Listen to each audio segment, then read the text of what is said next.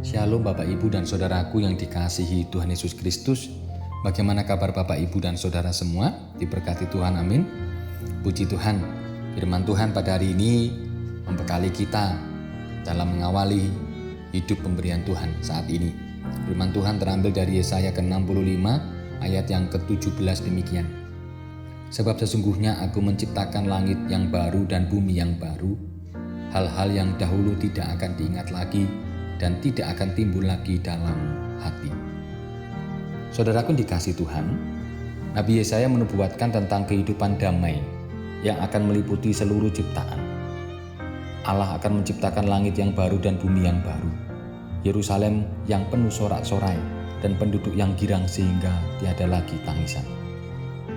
Yerusalem baru menjadi tempat bagi orang-orang yang sehat, berumur panjang dan makmur, yang mana ini menandakan berkat dan kehadiran Allah. Terdapat pada ayat 20 sampai dengan ayat yang ke-25. Nubuat Nabi Yesaya dalam firman hari ini dapat dipahami sebagai pernyataan janji Allah yang menumbuhkan pengharapan umatnya. Nubuat tersebut dapat dipahami sebagai pernyataan kehendak Allah agar manusia terus mengupayakan damai sejahtera. Selain itu, nubuat tersebut dipahami sebagai penanda berkat dan kehadiran Allah dalam sejarah kehidupan manusia dan dunia. Tampaknya Allah memiliki rencana masa depan yang baru agar manusia hidup sehat, berumur panjang dan makmur. Bila orang hidup sehat dan makmur, ia akan merasakan kedamaian.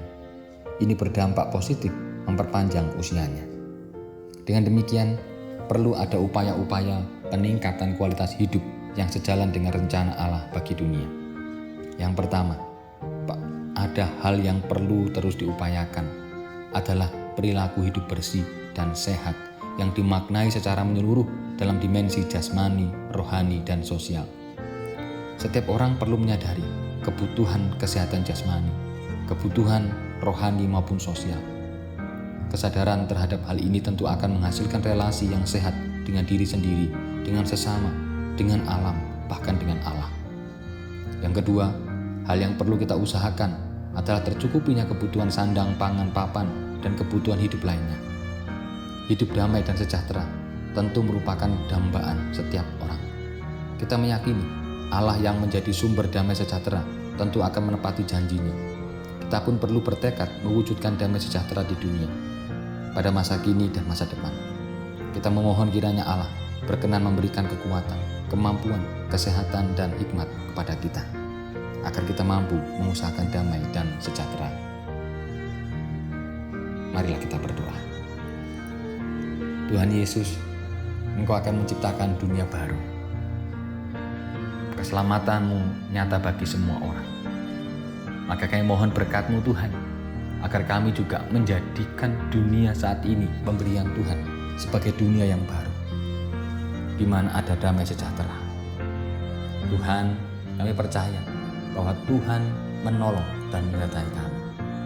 Walaupun di masa-masa sulit saat ini, tetapi kami percaya bahwa Tuhan juga memakai kami untuk menjadikan dunia semakin hari semakin baik.